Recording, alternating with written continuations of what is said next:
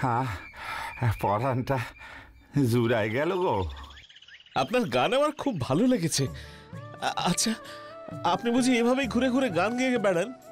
একে ঘর সারা বাউল আমি, সারাদিন গায়ে গায়ে ঘুরে গান করি। মানুষ খুশি হয়ে যে যা দেয় ঝোলায় ভরে আকড়ায় ফিরি যাই রাতে। আমাদের এই ঝুমুরপুরে বুঝি আপনার প্রায় আসা হয়?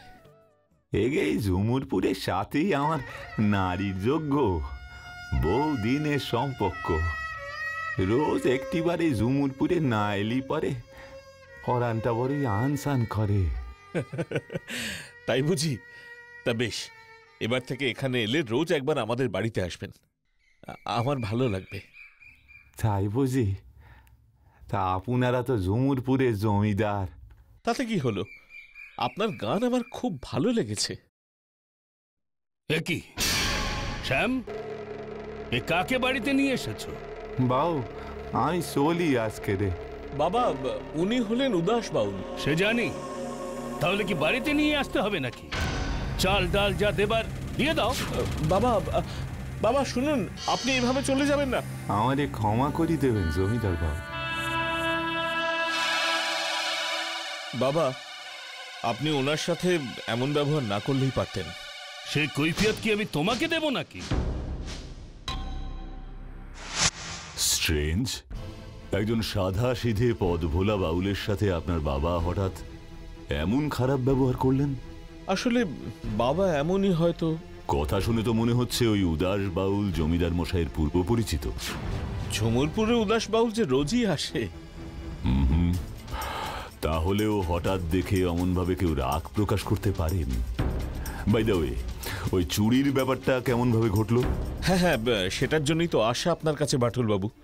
তারপর থেকে আমি রোজই নদীর পাড়ে যাই, উদাস বাউল আসেন, গান শুনি, মাঝে মাঝে আমিও গেয়ে উঠি। সেদিন হলো কি, বেদেশে এমন ঘর, বেদেশে এমন ঘর, বাহ, শূন্যের উপর আমরি শূন্যের উপরে পোচতা করে, ধন্য ধন্য বলি তারে, ধন্য ধন্য বলি তারে। বেদেশে এমন ঘর, বেদেশে এমন ঘর, শূন্যের উপর পোচতা করে, ধন্য ধন্য বলি তারে, ধন্য ধন্য বলি তারে। সবে মাত্র একটি খুঁটি,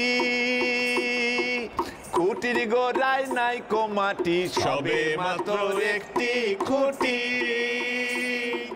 খুঁটির গোড়ায় নাই কোমাটি, কিসে ঘরে রবে খাটি, কিসে ঘরে রবে খাটি, ঝড় তুফান এলে পরে, ধন্য ধন্য বলি তারে।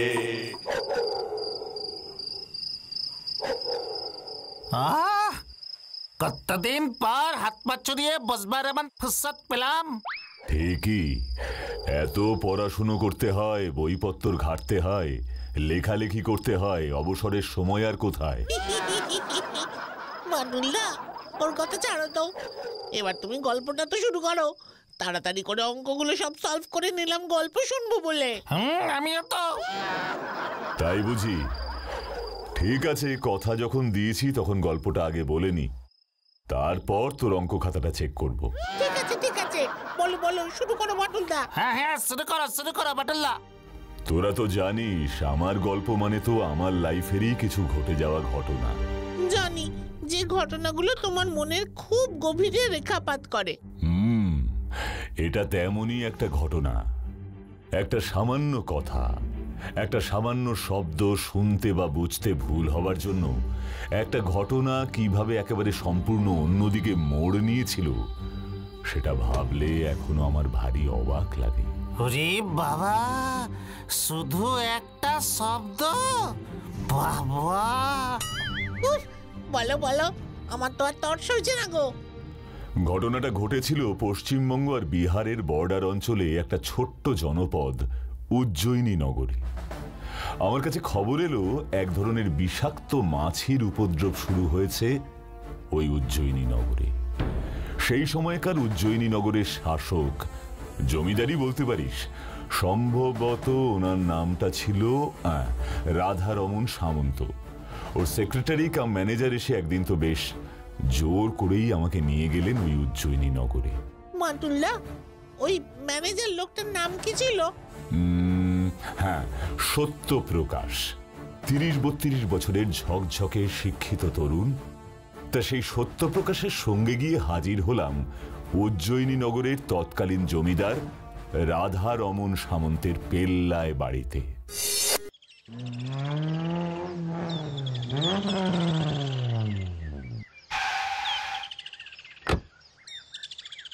আসুন স্যার। জমিদার বাবুর সাথে কথা বলাটা খুব জরুরি। এখনই বলবেন নাকি একটু বিশ্রাম করে? না, এক্ষুনি। যে নগরে বিষাক্ত মাছি উড়ে বেড়াচ্ছে সেখানে বিশ্রাম করাটা বোধ করি বিশেষ নিরাপদ হবে না।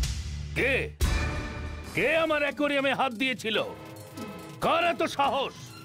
লক্ষণ, তরণী, সুখদেব। মানে মাটুল বাবু এখন অ্যাকোয়ারিয়ামে মাছ পুষবার শখ আছে বুঝি জমিদার বাবু?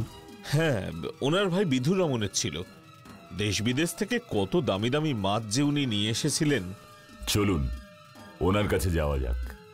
মানে আচ্ছা, ঠিক আছে, চলুন। তোদের এত বড় সাহস কে করে হয়? আমি বলেছি অ্যাকোয়ারিয়ামে কেউ হাত দিবি না। আগে জমিদার বাবু, আমি সত্যপ্রকাশ। ও, তুমি? হ্যাঁ। আর উনিই বুঝি? আগে উনি বাটুল বাবু, ওনার কথাই আপনাকে বলেছিলাম। নমস্কার। হ্যাঁ নমস্কার, বসুন।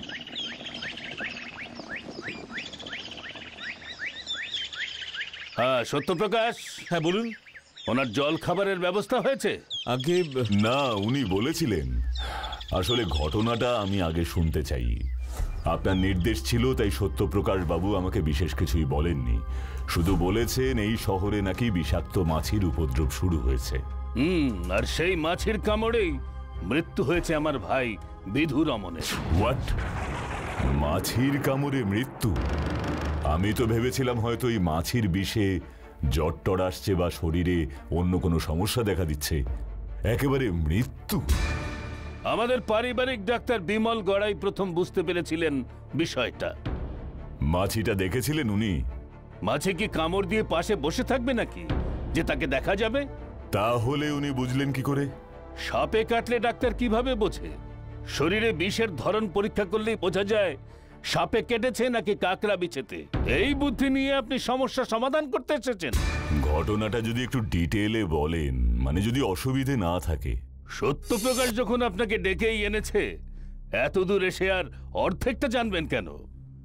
আমার ভাই বিধু রমন ছিল বেশ হাট্টা কাট্টা। 40-42 বছরে কোনোদিন বিছানায় শুয়ে থাকতে দেখিনি।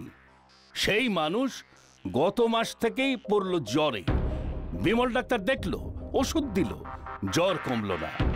শহর থেকে ব্লাড টেস্ট পর্যন্ত করালো, পাওয়া গেল বিষ। 1 মাসের জ্বরে ভাইটা আমার মরে গেল। আর সেই বিষ ছিল মাছির। বিমল শহরের বড় ল্যাবরেটরি থেকে রক্ত পরীক্ষা করিয়েছিল। ওখানকার ডাক্তাররাই বলেছে রক্তে এমন বিষক্রিয়া এক ধরনের মাছির কামড়েই হতে পারে। সে মাছি নাকি পাওয়া যায় আফ্রিকার জঙ্গলে। স্ট্রেঞ্জ। আপনার ভাই কি সম্প্রতি আফ্রিকায় গিয়েছিলেন? যে ছেলে সারাদিন বন্ধু বান্ধবদের সাথে আড্ডা মেরে আমার টাকা ধ্বংস করত, সে যাবে আফ্রিকায়? তাহলে বলছেন ওই মাছি আফ্রিকা থেকে এই উজ্জয়িনী নগরে এসেছে? সেটা আপনি মাছিটা খুঁজে পেলে জিজ্ঞেস করবেন। আফ্রিকা থেকে এসেছে না লন্ডন থেকে এসেছে।